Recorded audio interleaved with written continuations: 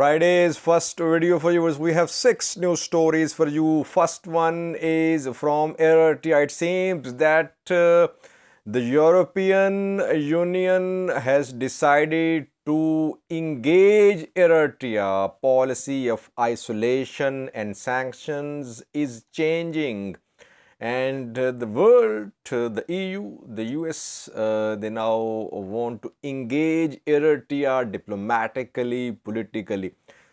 Second, a new story is from the Amhara region of Ethiopia. Judges from the Amhara region have written an open letter. They are demanding apology from Ethiopian PM Abiy.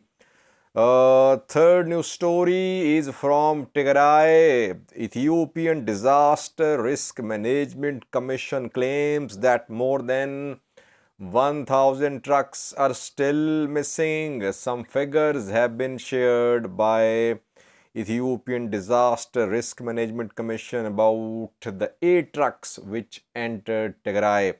Fourthly, we have a new story from Wolaita, where doctors are going on strike from tomorrow, from Saturday.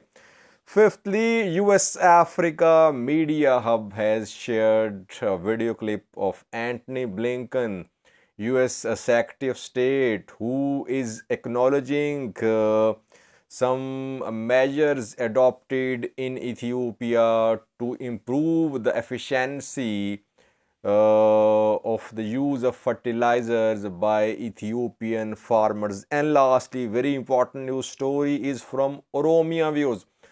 Oromo Liberation Army has closed at least 6 major roads which link Addis Ababa, Ethiopian capital, mostly with western parts of Oromia. We'll have a detailed look on the map at these 6 roads which are now blocked due to a new operation launched by Oromo Liberation Army against government forces in Western Oromia. Firstly, viewers, we know that EU, US imposed sanctions on Eritrea in the past. There was limited engagement in terms of dialogue between US, EU and Eritrea. But it seems that policy is changing. On the one hand, we are seeing that Tigray is trying to isolate Eritrea. Tigray wants international community to take action against Eritrea for alleged Eritrean human rights abuses committed in Tigray. But the world seems to be working towards engagement with Eritrea. Last week, an EU delegation visited Asmara. David Corpella, who is Chief of Staff of EU's Special Representative to the Horn of Africa, and Annette Weber were there in Eritrea, in Asmara. They held meetings with Eritrean government officials, with some civil society representatives, and talks were held to relaunch a dialogue between the EU and Eritrea. So we could see start of dialogue between EU and Eritrea. Then we saw a statement from German embassy which appreciated this engagement between the EU and Eritrea. So it seems that EU, especially EU is not considering any sanctions on Eritrea in connection with Tigray conflict. New sanctions. Rather, it now wants to start dialogue with Eritrea. Will this dialogue start? When will it start? What is going to be the response of Tigray government to this dialogue? That remains to be seen. But policy of isolation is not working. Policy of sanctions is not working, it seems. And secondly, this attempt by EU to restart dialogue with Eritrea is an admission that Eritrea has regional influence. You cannot just isolate Eritrea in the region. You'll have to engage Eritrea to find peace and stability in this region. So in coming weeks or months, we could see some healthy engagements between EU and Eritrea. A second news story is from the Amhara region of Ethiopia. Judges are protesting against PM Abiy, Ethiopian Prime Minister. 2 days ago, Ethiopian Prime Minister addressed House of People's Representatives, and there he passed some remarks against which judges from Amhara region are protesting. What did Ethiopian PM Abiy say? He said, judges are first-class thieves. So he generalized and he accused all judges. That is why Judges Association in Amhara region has written an open letter. What does the association demand? The association wants an apology from Ethiopian PM Abiy. The association says the judges are working in accordance with the laws, existing laws in the country. And Prime Minister's remarks, he should apologize for his remarks. No statement from Ashkenazi Miaza, Ethiopian Supreme Court head. He is leading Ethiopian judicial system, but she is silent. While Ethiopian PM Abiy is saying that judges are first-class thieves, she's a judge as well, Ashkenazi Miaza, but no statement from the lady so far. Judges in Amhara region are speaking, demanding an apology from Ethiopian PM Abiy. Thirdly, viewers, Tigray. Ethiopian Disaster Risk Management Commission says that more than 1,000 trucks are still missing. Where are the trucks which enter Tigray? The numbers have been shared by Debabe Ziudi. He is PR Director of Ethiopian Disaster Risk Management Commission. He says, firstly, that since April this year, 782,396 liters of fuel have been sent to Tigray. Firstly. Secondly, he says that 3,297 trucks enter Tigray. A time frame has not been mentioned about this entry of trucks. 3,297 trucks entered Tigray and 1,128 have not returned so far.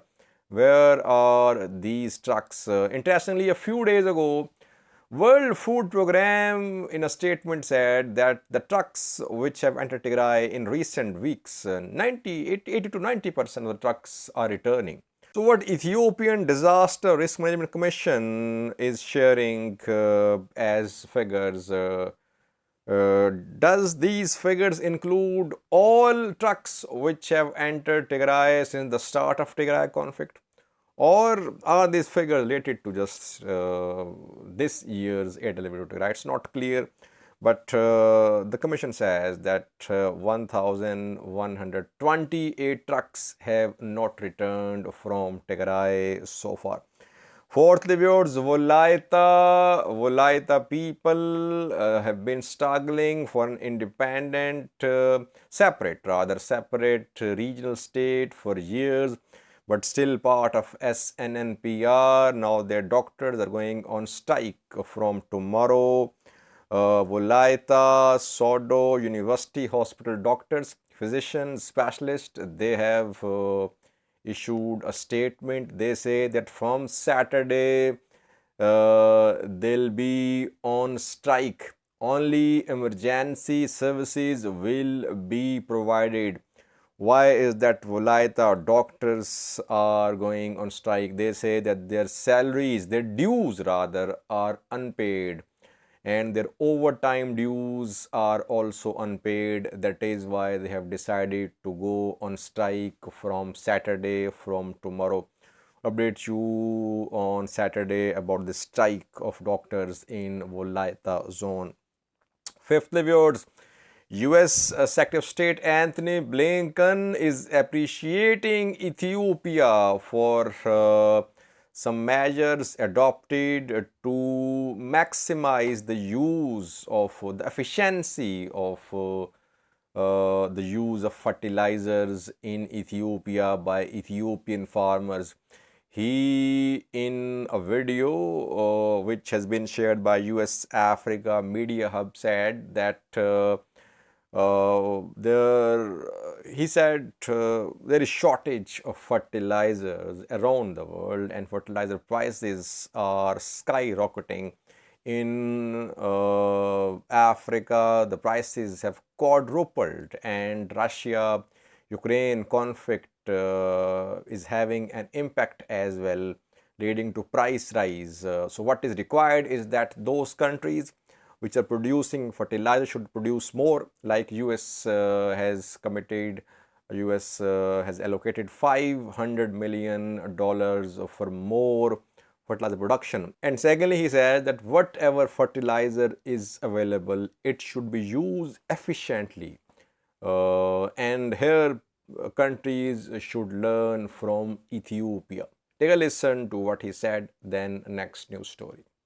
We believe we must address the global fertilizer shortage. Consider Africa, where the cost of fertilizer has already quadrupled since the start of the pandemic and has skyrocketed further since the Russian invasion of Ukraine. One way to address this is by creating incentives for countries to produce more fertilizer, as the United States is doing by committing $500 million to boost U.S. production. We can also help farmers maximize fertilizer efficiency, learning from advances made by countries like Ethiopia. Lastly, viewers, Oromo Liberation Army, which launched a major operation in Western Oromia, has closed at least 6 major roads which are closed in different areas. The roads mostly link western part of Oromia with Addis Ababa, Ethiopian capital. We saw joint operation by OLA and Gambela Liberation Front in Gambela city as well. Then the two groups had to retreat, but they say that they have achieved their objectives in Gambela city. After that, Oromo residents of the Gambela city came under attacks from Gambela regional forces. Now in Western Oromia, fighting is still underway, and here OLA has closed 6 major roads. Firstly, have a look at this map. The road linking Addis Ababa with Nakamte is closed. It's blocked. Secondly, Nakamte Gimbi, there is closure bit of this road as well. Nakamte Gimbi road is not open. Thirdly, Gimbi Asosa. Asosa is Benishangal Gum region of Ethiopia. Asosa Gimbi road is cut off as well. And fourthly, Gimbi Dambidolo Valaga, here also we are receiving reports that road is closed. Shambo Addis Ababa road is closed too. And lastly, Nakamte Guttan road is closed. So 6 major roads are closed due to ongoing fighting in Western Oromia between Oromo Liberation Army and government forces. And government says OLA is in no town or village of Oromia, and all towns and villages are under the control of government forces. OLA has been considerably weakened, and thousands of OLA fighters have been killed, captured, surrendered. See what's happening. Thank you for watching.